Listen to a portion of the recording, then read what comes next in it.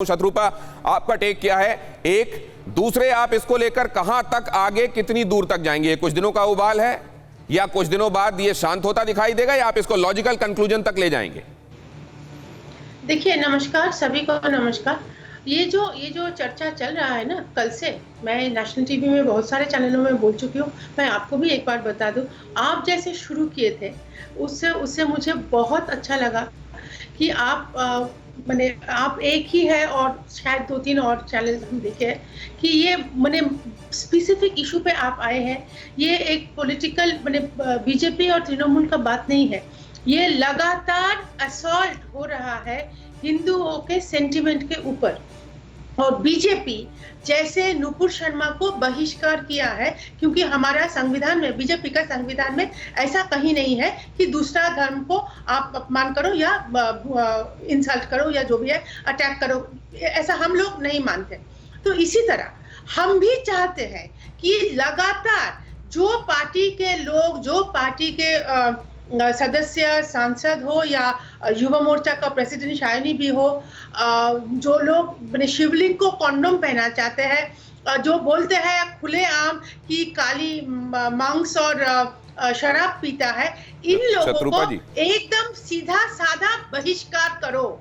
लेकिन ये तृणमूल का ये रिपीटेड एटीट्यूड रहा है कि जानबूझकर हिंदू का सेंटिमेंट को नोचो, खरोचो, इंसल्ट करो और एकदम बर्बाद कर दो। शत्रुपा जी, मेरा सवाल आपसे ये था कि आप इसको लेकर केवल हल्ला कर रहे हैं या इसको लॉजिकल कंक्लूजन तक ले जाएंगे? वो इसलिए मैं पूछ रहा हूं कि बहुत सारे लोगों को ये लगता है कि इसमें राजनीतिक स्वांग ज्यादा होता है। मैडम, विरोध में भी राजनीतिक स्वांग ज्यादा होता है। धार्मिक भावनाएं असल में कितनी आहत होती हैं पता नहीं, वो आहत होती नजर ज्यादा आती हैं। कितने ऐसे मामले हैं जिसमें 295A के तहत धार्मिक भावनाओं के आहत होने के संदर्भ में केसेस दर्ज कराए गए हैं और जो परपेट्रेटर्स हैं उनको सजा दिलाई गई है और वो इबरतनाक हुई है? बताइए जरा मुझे। दिनेश जी, यही मैं शुरुआत कर रही थी कि हम इस मुद्दे पे लेके एकदम शेष तक जाएंगे, जितना दूर हो सके हम जाएंगे, क्योंकि ये हमारा एकदम अंदर से मानना है कि ये एकदम एक स्ट्रेटेजाइज करके ये लोग हिंदुओं के सेंटिमेंट के ऊपर आक्रमण कर रहा है।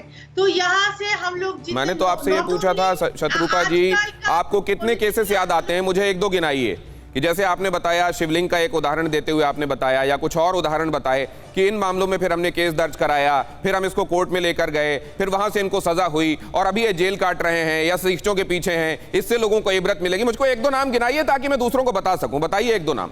दिनेश जी, आप जो बोल रहे हैं, आपको मालूम है कि पश्चिम बंगाल में अपोजिशन में हम लोग हैं, तो हम लोग FIR भी किए हैं शिवलिंग के बारे में। शायद मैडम, मैं तो सिर्फ वेस्ट बंगाल की बात कर ही नहीं रहा हूं, मैं तो पूरे देश भर से आपसे ये कह रहा हूं। मुझे जरा बताइए इस तरह के केसेस कि देखिए उस मामले में एक नजीर है, वहां सजा हुई थी, उस एक मामले में नजीर है, देखिए यहां सजा हुई थी।